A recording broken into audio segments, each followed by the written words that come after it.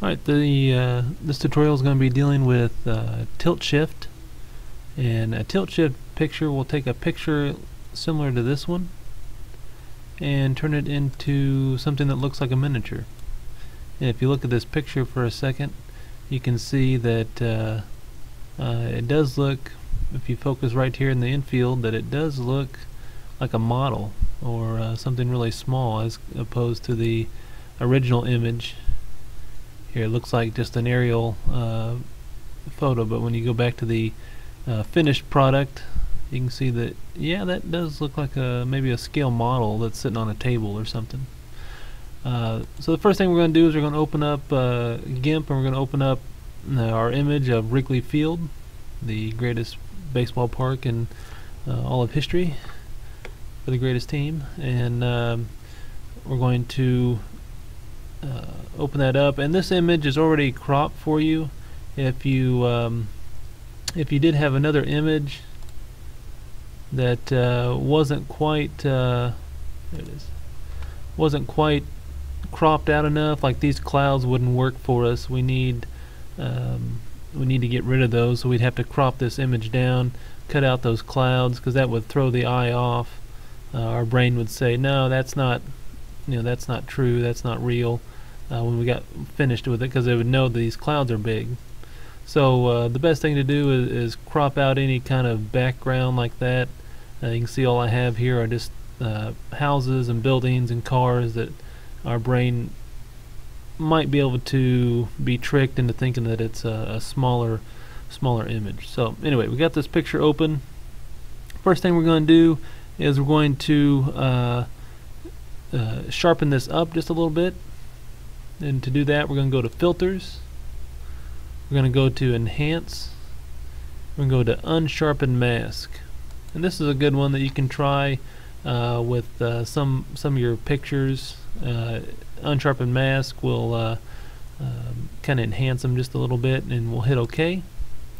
And if I go undo, you can see this is kind of hazy, kind of blurry, but when I redo it, you can see it sharpens it up just a little bit, makes it a little crisper of a picture, and you can try that with some just regular photos that you have.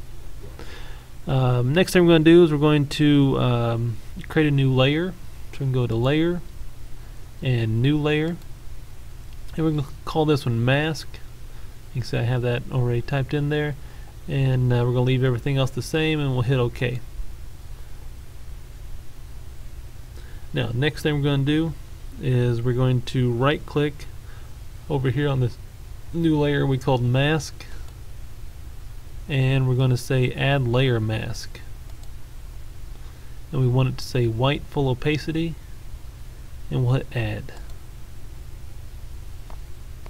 So we have that so far.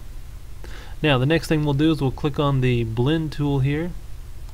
We'll click on that. It's that little gray and white button right there, and we want to make sure that we have FG to BG RGB, or foreground to background in RGB mode. We want that one, and we want to set our shape down here.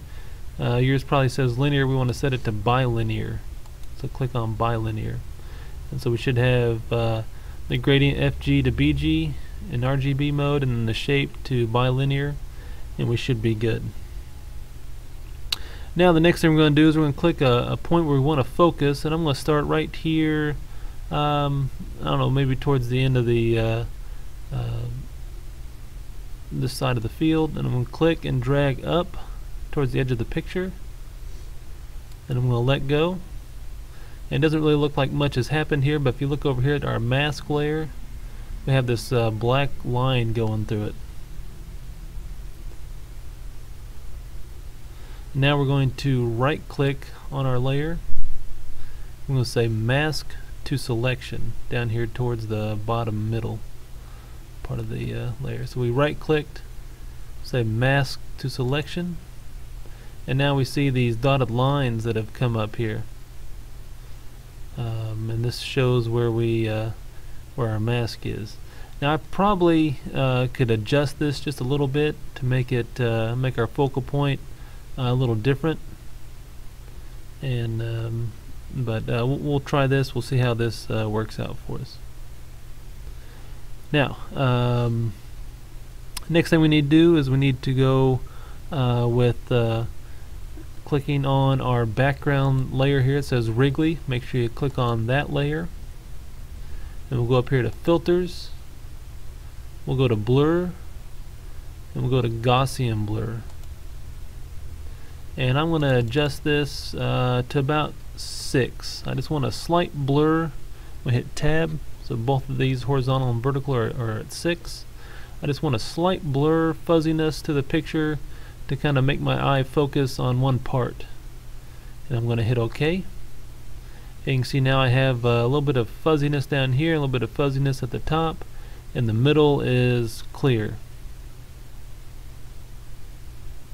Next thing I'm going to do is I'm going to go to Select and None, so we'll get rid of that dotted line through there. And we're almost done. I'm going to go up to Colors. I'm going to Hue and Saturation, and I'm going to set the saturation to about 40. And we'll click on this box right here for saturation. I'm going to type in 40, and I'm going to hit OK. And then the last thing I'm going to do is I'm going to try to get a few shadows in here. So I'm going to go to Colors again. I'm going to go to Curves, and I can play around with the highs and the lows. I'm going to take the top of this curve up just a little bit to where it has a little bit of a bend.